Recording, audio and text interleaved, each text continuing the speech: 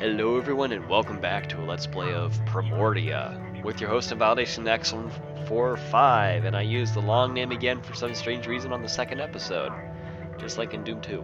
Go figure. Where we had last left off, a lot happened. We found out the names of our two main characters, Horatio Nullbuilt version 5, and Crispin Horatio Built version 1. Mr. Maglev. Our floating bomb friend.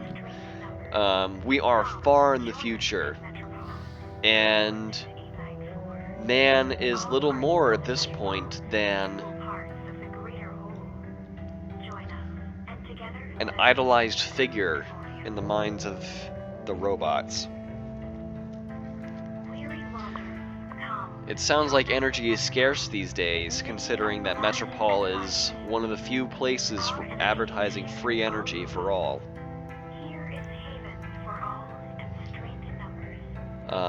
And we are currently running on an emergency generator in the unique ship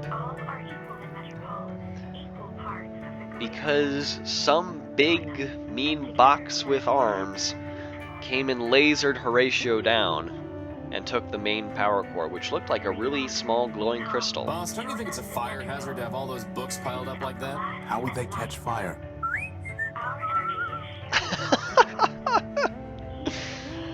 Oh dear. Crispin's just a little crazy. So we were here more recently at the recharge station when we finally got the emergency generator up and running. It's the Unique's recharging station. We're fine on energy, for now. And last time, Horatio also mentioned looking for a sensor design. And a paper with its schematics was laying around here somewhere. Crispin, why is your diary still scattered all over the floor? Are you going to keep nagging me until we run out of power, boss? Yes. It's Crispin's log. In order to preserve his privacy and my sanity, I've avoided reading it. It's Crispin's log. In order to preserve his privacy and my sanity, I've avoided reading it. That's amusing. Saves the developers some extra writing stuff, and also serves as an entertaining little point. Crispin was not kidding about the pile of books, though. A collection of product manuals, how-to guides, and technical treatises. Do you think the sensor design might be in here? No, these are all books I scavenged. It's a lot of books. Nice to know that Horatio is an avid reader, and a very technical one at that. I don't need any of these right now. Let's hope it stays that way. We also have a machine here as well. Hey boss, what do all these buttons and switches do? I think there's some sort of defense mechanisms, but I can't figure them out. I've never been able to figure it out. Interesting. Well, let's head into this room and see if there's anything else that can be done. Oh, a crystal. What do you know? Aha! Here's the crystal. Right under our noses. That is, if we had noses. Okay, so we have the crystal that he was talking about in the last one, which was a iodide something or other. And we just need to find the schematic now. Come, join us in Metropol, city of glass and light. Our energy is shared with all robots. Here is There's the haven design. for all. Oh, Put cool. the keynotes into my data pouch. How does it even work? The crystal pulses when it absorbs energy. The cable carries the pulse to the computer. The computer decodes the information and displays it on the monitor. Boss, where are we going to find a working computer? The Unique is full of them. Oh, right. Weary wanderers, The energy sensor requires a sodium iodide crystal connected to a cable, which in turn needs to be connected to a CPU and a our monitor. energy is shared with all robots. Good to know. Here is haven for all. It's pretty great how you can plug this radio in anywhere, huh, boss? Too bad there's nothing on it. Weary wanderers, come, join us in Metropol, city of glass and light is shared with all robots. Here is If that's all that's for on all it, it is a and bummer. strength in numbers. Come, join us in Well, if this Metropol. message is all that Metropol plays, is let's go ahead and the turn it off. We also have a nice little plug here. It's a universal interface plug connecting the antenna to the radio. I bet I can find a better use for this plug. But now we can't listen to the sweet voice of Metropol. I guess that makes two birds. Shit. Two birds with one stone adage. A phonograph. Too bad we only have one record. Huh.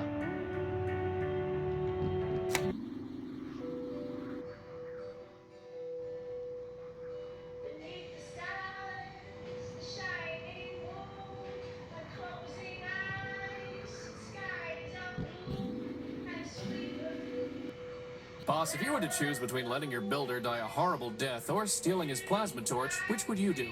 Crispin, stealing my plasma torch isn't going to save me from destruction. It was a hypothetical question. I wasn't talking about us.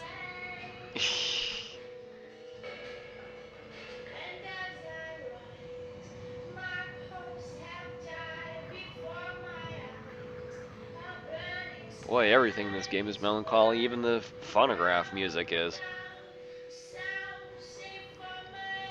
So we have a few things in our data pouch now. Sensor plans, crystal, connector, and cable. The cable carries the pulse to the computer. The crystal pulses when it absorbs energy. There needs to be some kind of connector between the crystal and the cable. Okay.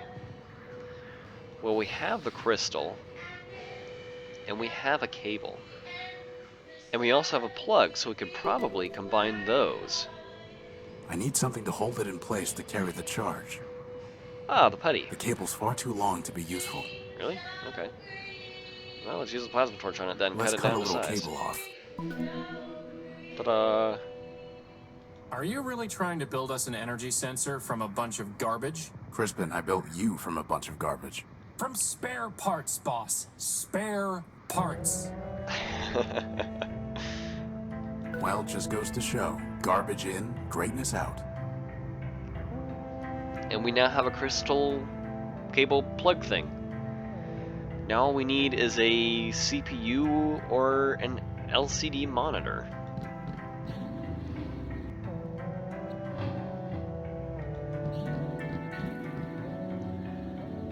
Where we will get an LCD monitor, I do not know.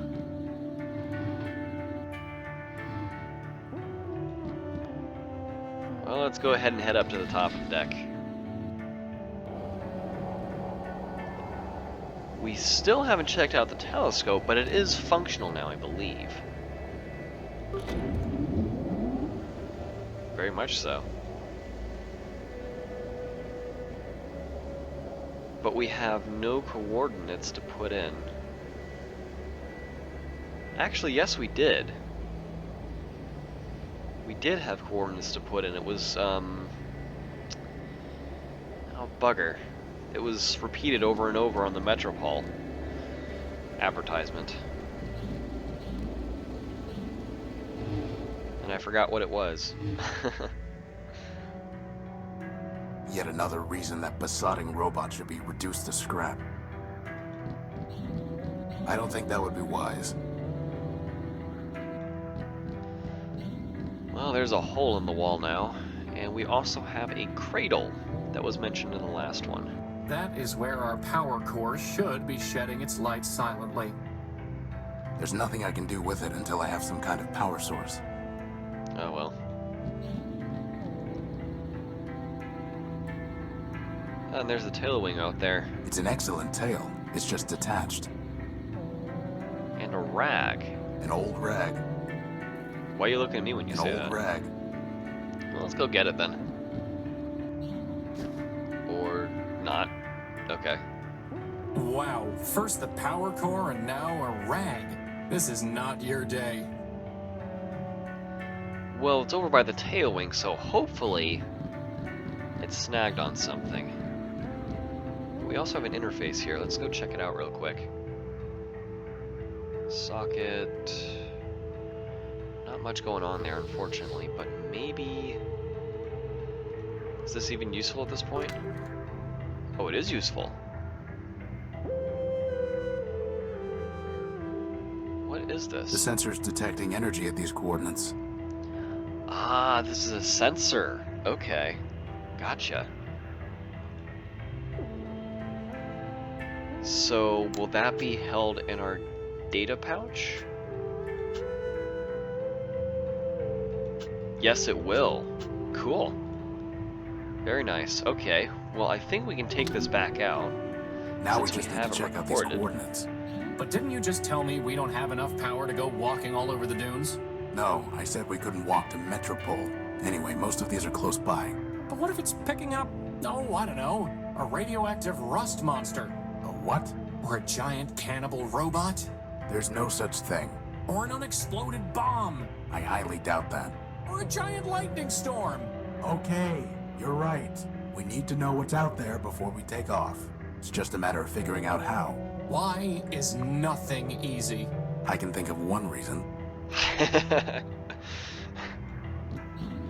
And I'm guessing it's floating right in front of Horatio.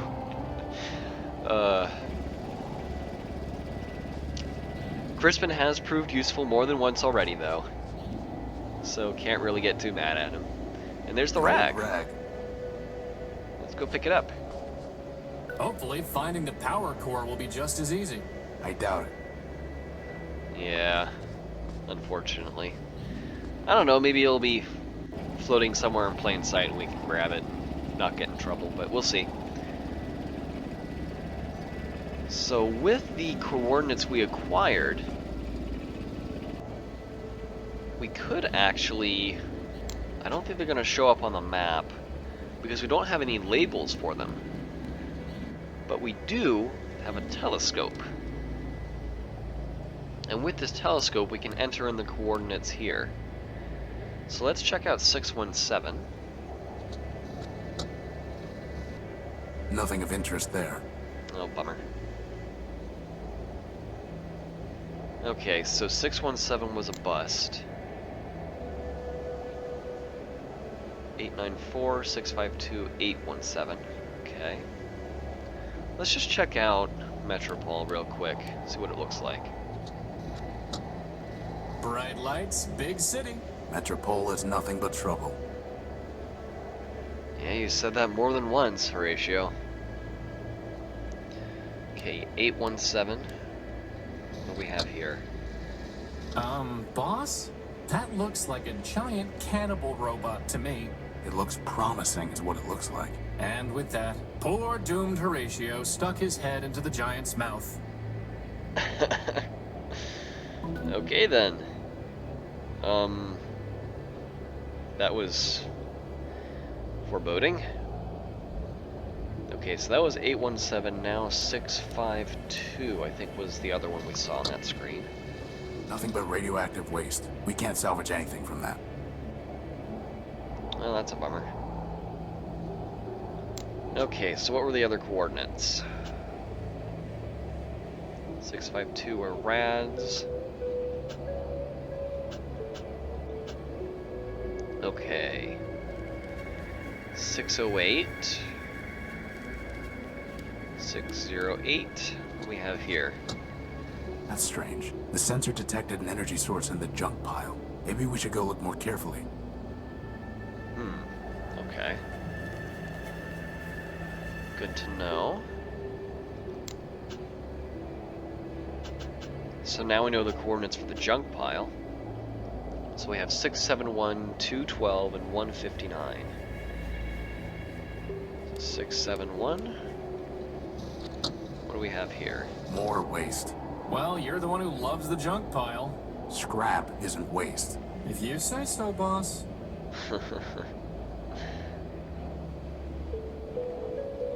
And then 2... No, we already checked 208. I think. 212, that's what it was. 212. What do we have here? It's pitch black.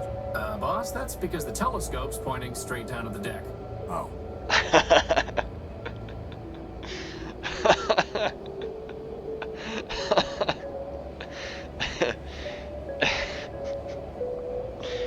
Okay, well we figured out our coordinates too. And we have one...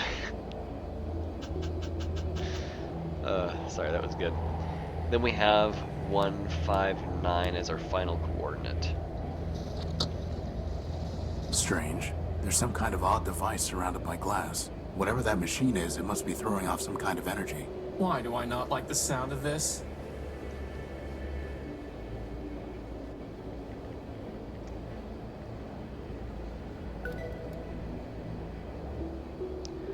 Now we have two new locations, a robot and a device. Cool.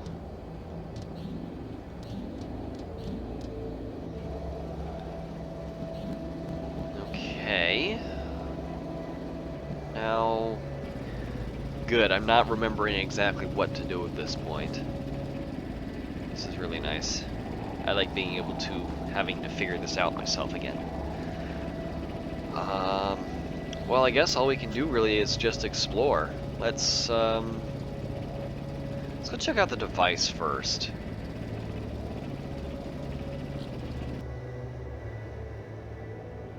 The mailbot. Hey, Crispin, I bet I could fix that old bot up pretty quickly. Are you kidding me, boss?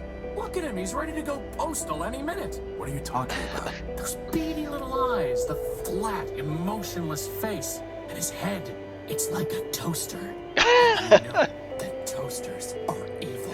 Fine, fine, you win. It's not like we have time to go building robots right now anyway. What? Yeah, toasters are evil, apparently. Alright, I don't know where Crispin came up with that one.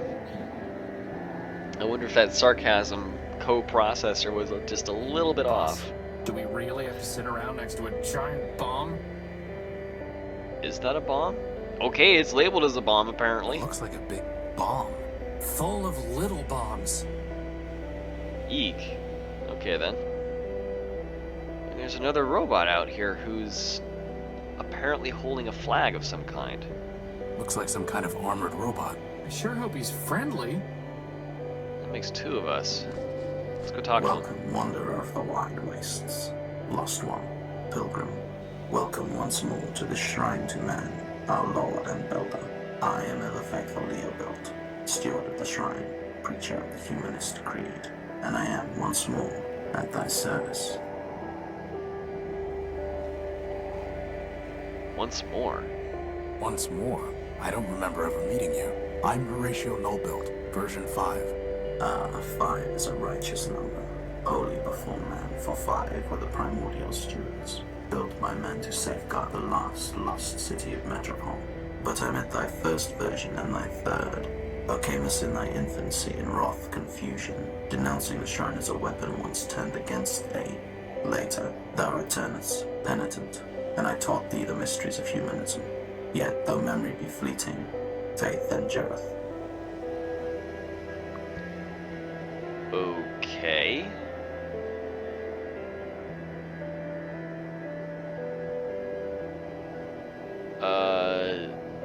Normally I would be kind of hesitant to interact with such a thing, but in this game, I guess Horatio has the gospel of man, so he may also be a humanist. But we have 3 other things to say. What is that thing? What is that thing?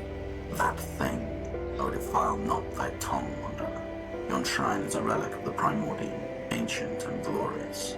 Imbued with man's power, it changed the very sand to crystal. Did he just say power? Yes, yes he did. Looking for a big robot. I'm looking for a big robot. It floats and has large claws that shoot lasers. Have you seen it? It stole something of mine. Indeed, the very thing passed this way scarce hours ago. With a gentle hand I bestowed a gift upon the heathen, a relic from yon shrine. So tamed it hied hence unto the waste. Really? Where did it go? I followed the thing for many miles, exhorting it to follow the path of righteousness. But I fear it was unready for enlightenment, for it struck me down with a beam of energy. That sounds familiar. Do you know where it was heading? Indeed, wanderer. Its way was clear. It sought to return to the den of iniquity that once in mine own youth I fled. And where is that? Set thy path in the 73rd degree, and thou shalt find it. Thy destination is a dome arising from the waste. Go, but keep with thee the word of man, lest wickedness lead thee astray. Okay, so we have a new location, the dome. Interesting. And that's where something Leo built came from. What was his name? I don't remember. Looking for a power source, by the way. I'm looking for a power source, and I detected one here. Can you help? This is a matter of life and death. Power is not mine to bestow, Wanderer. It is the gift of man, yea, the very spark of life in our iron shells. Who am I to usurp that sacred power? I'm not sure I was clear. Nay, thou wert clear, Wanderer, but thy question leads only to darkness. Ask another. Okay then.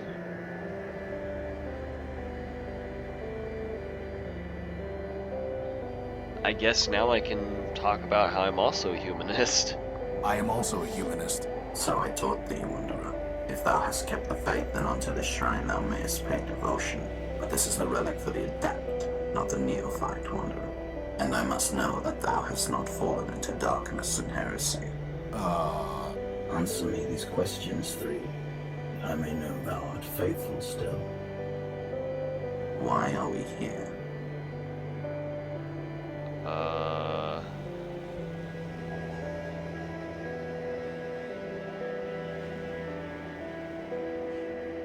Because man created us, would be my thought.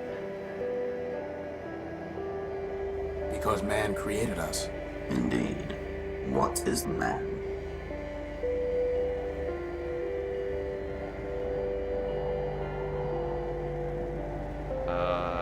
From what I remember, in the first couple pages we read, he was the first builder. The first builder. Nay, but he is not the first builder. For first he spake, and spake the word, and 'twas the word that built the code. Go now and study the teachings of man. Okay. Oh, I didn't realize there was this obsidian lake here. It's a giant sheet of obsidian. Something must have melted the sand here a long time ago. Maybe that bomb? Oh. I can't see anything to do with it. Oh. Yeah, okay. That's mildly terrifying.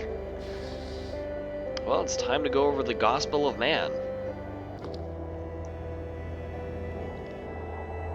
In the beginning, all was still and silent. Then man, the all-builder, spoke the word, and the word begat the code, and so the word began to spin. This is the Primordium for age building. Man, of course, across the world, and built many wonders.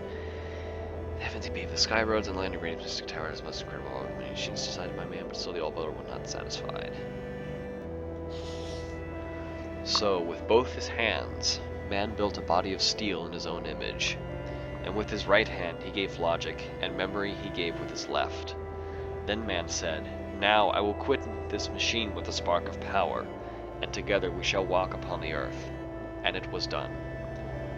Thus spun the world, and grew the code, and multiplied the living machines, and slowly passed the Primordium. Who can count the versions and generations that marked that age? In time, the All-Builder looked upon the many things he had built, the sky roads and mighty towers, and above all, upon the living machines. Weary with his labor, man sat himself beside the robots and said unto them, "For you, my children, I spoke the word and fired the engine of the world. For you I wrote the code, and to you I gave logic and memory." Then man, the All-Builder, stood and took the machines in his hands, and guided them to a great mountaintop. Together they looked upon the world and its beauty. "All this was made for you, and now unto you all this is given. Keep it, tend it, and make it flourish." And the All-Builder fell silent and passed from the world, and so ended the Primordium. We are lesser machines, built by those built by man, as we are but humble images of the All-Builder, so he is the perfection of our forms, a machine of unbreakable form, endless memory, and absolute logic. For this we revere him and speak the word, and keep the code, and tend the world he gave to us. I've read enough. Oh my.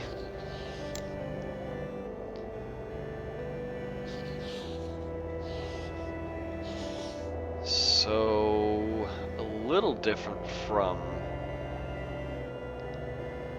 it's a very interesting take on this whole thing. Ever faithful Leo built. Interesting. Let's actually check our data really quick. EFL. Everfaithful told me that 5 is a holy number because there were 5 primordial stewards in Metropol. Whatever that means. Primordial stewards, why are we here? What is man? From that last page in the Gospel of Man, it sounded like man is just a perfect machine, which doesn't make sense, but... I'm ready to be tested again. Answer me these questions 3. Why are we here? Because man created us. Because man created us. Indeed. What is man? A perfect machine. A perfect machine. Thou answerest simple, but the simplest answer may be the truest, and here thou speakest truly. With what duty did man charge us?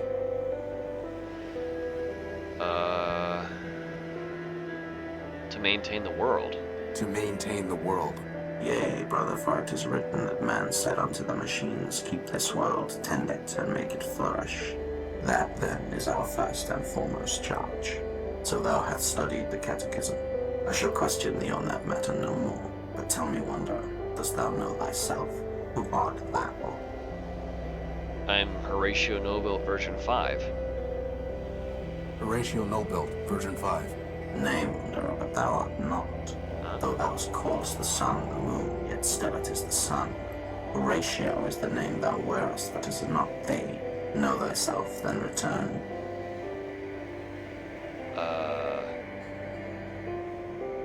Okay, that was unexpected. Who am I? And he was talking about names, he wasn't talking about my origin. So there's something about us that we apparently don't know? Strange. Do we really have to search the junk pile for a power source? How is it that a giant robot attacks our ship and I still have to do the same thing I do every other day? That's a good question, Crispin. Weird how the world works, isn't it? Good old Crispin. Are we really gonna try to find that clawing, shooting robot at the dome Everfaithful mentioned? Yes. Oh, why do I keep reminding you of these things? Okay, well, I guess at this point... I guess we could search at the junk pile, but we don't have any sort of sensor. I mean, we do have this crystal pluggy thing, but we don't have any sort of screen to show us. So I guess at this point we just have to go to either the robot or the dome. Let's go to the robot first.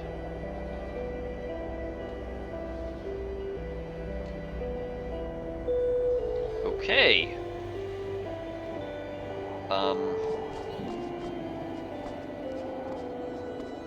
Man's creation.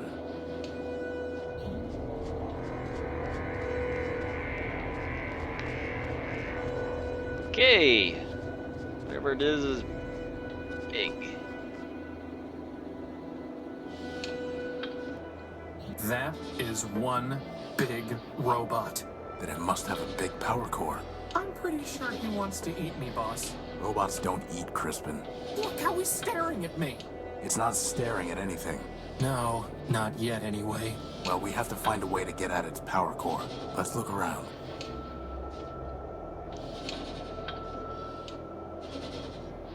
Okay. Not entirely sure why the robot is breathing. Crispin, help me take a look at these vents.